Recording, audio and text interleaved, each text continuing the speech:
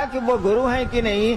आपकी सोच में बदलाव आएगा, आपकी स्थितियों में बदलाव आएगा, आपके व्यवहार में बदलाव आएगा, कुछ न कुछ परिवर्तन, कुछ न कुछ अच्छा होने लगेगा, खुद ब खुद होने लगेगा। किसी की जरूरत नहीं है, किसी से पूछने की जरूरत नहीं है, कोई आसन और ध्यान करने की जरूरत नहीं, इतने भर से काम हो जाएगा। वैसे आसन ध्यान प्राणायाम करते हैं, आप करिए, उससे हमको क्या लेना देना। हम तो इतनी बात कह रहे हैं कि सोचिए कि शिव मेरे गुरु, लेकिन सोच के भुलाइएगा मत। ट्रेन वाली दोस्ती मत करिएगा। ट्रेन में हम लोग भी दोस्ती करते हैं। चले रांची से जगन्नाथपुरी, जिंदगी में पहली बार तो वे किए हैं। चले रांची से जगन्नाथपुरी, रास्ते में सामने वाला बॉगी में कोई, सामने वाले बर्थ में कोई बैठा हुआ है। अब आप निकाले अपना टिफिन, 4 बजे रांची से ट्रेन खुलती है, यहाँ पहुंचती है सुबह, रात में खाना खेबे कीजिएगा, लेके चले हैं। अब सामने वाला चढ़ा है राउर किला में 8 बजे रात में, आप निकाले 9 बजे रोटी अपना टिफिन कैरियर, सामने वाले से कहिएगा भाई साहब खाइएगा। सामने वाला तो लेटरिन में पढ़ लिया है कि अनजाने आदमी का कुछ मत खाओ, कहना ना हमने खाया, ये भाई साहब थोड़ा सा खाइए ना, ना हम खा के चले, भाई साहब आप खाइए। अच्छा एगो मिठाई खा लीजिए, नहीं हम खा के चले हैं, आप खाइए। इतना अपने भाई को बोलते हैं, इतना अपने सहोदर भाई को बोले हैं कभी? हम तो, हमरा एगो भाई है आईजी है, उस साले को तो हम कभी नहीं कहा खाना है तो खाओ, साला नहीं तो उठ के जाओ, उसको नहीं बोले हैं। लेकिन ट्रेन में सामने वाले कहते हैं भाई जी अच्छा रोटी नहीं खाएगा, एगो मिठाई खा लीजिए। सोचिए, आज सुबह जब यात्रा पूरी उतर गए ना, तो वो गया चूल्हे भाड़ में, हम गए चर्चा में, जा साले कोई मतलब रहा? कोई मतलब नहीं रहा। सबके साथ यही होता है। यात्रा खत्म हुई, सह यात्री कहीं और गया, हम आप कहीं और गए, संबंध खत्म हो गया, रात भर का था। महादेव से ऐसा संबंध मत बनाइएगा, अपने गुरु से ऐसा संबंध मत बनाइएगा, उससे बनाइएगा परमानेंट, उससे बनाइएगा अस्थाई। यानी हमारा आपका मन उस शिव से जुड़ा रहे, और जब गुरु हो जाएंगे तो बाकी चीज सिखलाना उनकी जिम्मेवारी है। गुरु का काम है कि वो ज्ञान देते हैं, ज्ञान माने पूछते हैं। ज्ञान का मानी क्या होता है? हम लोग पढ़ते हैं ना किताब में, भगवान बुद्ध को सम्यक ज्ञान हुआ था बोधि वृक्ष के नीचे। इसका माने क्या हुआ कि सम्यक ज्ञान हुआ था? सम्यक माने होता है पूरा, ज्ञान मन होता है अकील, ज्ञान मन होता है समझ। यानी भगवान बुद्ध को पूरी की पूरी समझ आई थी। यही कहा जाता है कि भगवान बुद्ध को सम्यक ज्ञान हुआ था। गुरु ज्ञान देते हैं, इसका मानी गुरु समझ देते हैं। हम लोगों को समझ नहीं है, पूरी की पूरी तो नहीं है। आप यहाँ आए हैं ना, सुबह आए हैं, अब लौटिएगा, कितना सामान लेके आए? अपना पलंग लाएं, अपना खटिया लाएं, अपना तोशक लाएं, अपनी अलमारी लाएं? कुछ नहीं लेके आए। सोचे कि सुबह चलना है, शाम को लौट जाना है, कौन चीज लेके जाना है भाई? नहाने के लिए खाली ले लिए कि कार्तिक पूर्णिमा है, नहाना है समुद्र में, चलो तो एक कपड़ा ले लेते, इतना ही ना। अच्छा कोई हमसे पूछेगा हिरान जी दुनिया में कितना दिन के लिए आए? ठीक है मान लिया पूरी आप 2 दिन के लिए आए, ये दुनिया में कितना दिन के लिए आए ये तो हम नहीं बता सकते। कभी भी जा सकता है कोई आदमी, हम भी कभी भी जा सकते हैं। तो अब इतना सामान कहला हिनान जी इकट्ठा कर लिए, मकानों बना रहे हैं, तो गाड़ियों रख रहे हैं, तो यो कर रहे हैं, तो वो कर रहे हैं, सोच रहे हैं कि पुतवा केने रहेगा, सोच रहे हैं कि नतिया केने रहेगा, इतना बोझा इकट्ठा कर लिए। देखिए वहां समझ नहीं काम कर रही है, पूरी आने में समझ काम कर रही है कि 2 दिन का सामान लेके चलो। आज दुनिया में कितना देर के लिए आए हैं, इसमें समझ हमारी आपकी नहीं काम कर रही है। गुरु इसी समझ को देते हैं, और जैसे जैसे गुरु इस समझ को देंगे, हाय हाय और हंगामा मन का कम हो जाएगा, मन का शोर घट जाएगा। जो हम लोग हाय हाय करते हैं, ये नहीं हुआ, वो नहीं हुआ, वो नहीं हुआ, मन समझने लगेगा जाने की जगह है यार, कितना हंगामा करना है, काम चलाओ। यहाँ कोई रहने आया है, हमारे पूर्वज भी नहीं रहे, कोई रहने आया है जो हम रहेंगे, चलो काम चलाओ यार, यहाँ क्या है, हमारा आपका घर तो नहीं है, हम सभी यहाँ यात्री हैं, कुछ दिनों के लिए आए।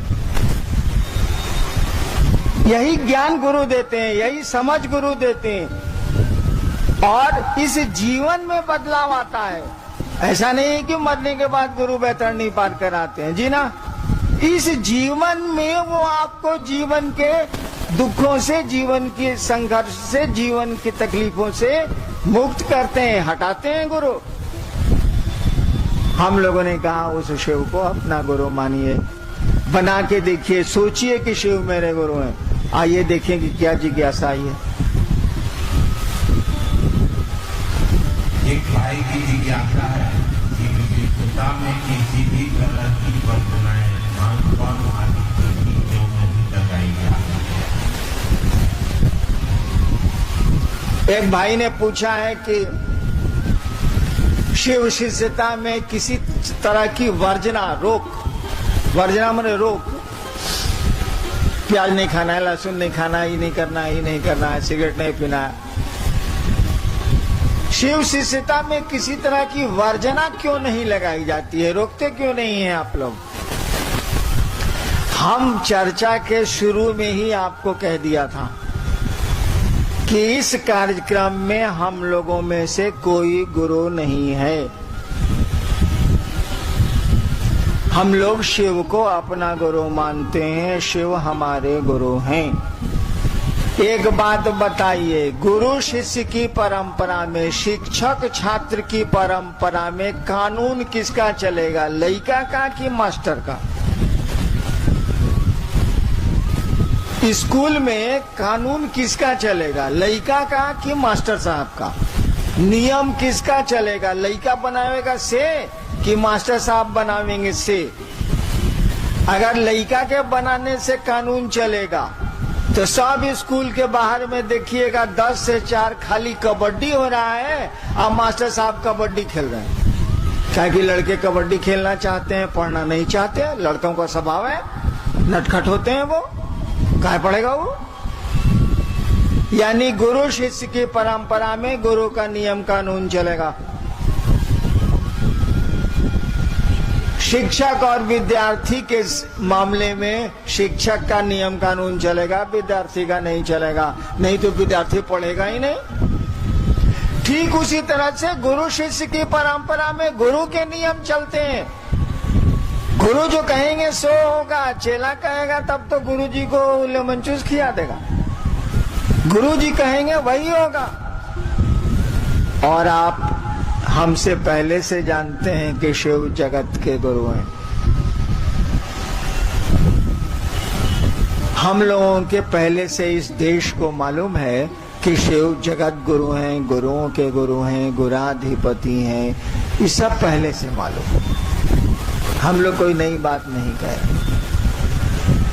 तो जगत का गुरु है ना वो। जगत में किसी एक आदमी के अंगूठे का निशान तो दूसरे से मिला ही नहीं। इस दुनिया में आपके अंगूठे का निशान संसार में किसी से नहीं मिल सकता। मेरे कहने का अर्थ हुआ, हर एक आदमी की सोच, प्रवृत्ति, प्रकृति अलग अलग है, होनी ही होनी है। अब समुद्र के टापू में रहने वाले लोग अगर खोजें कि पालक साग हमको खूब मिले, बेचारे को कहां से मिलेगा? अब समुद्र के जहाज या हवाई जहाज से सब्जियां जाएंगी तभी ना, कहां से मिलेगा? उसके बच्चे क्या खाएंगे, उसका परिवार कैसे पलेगा?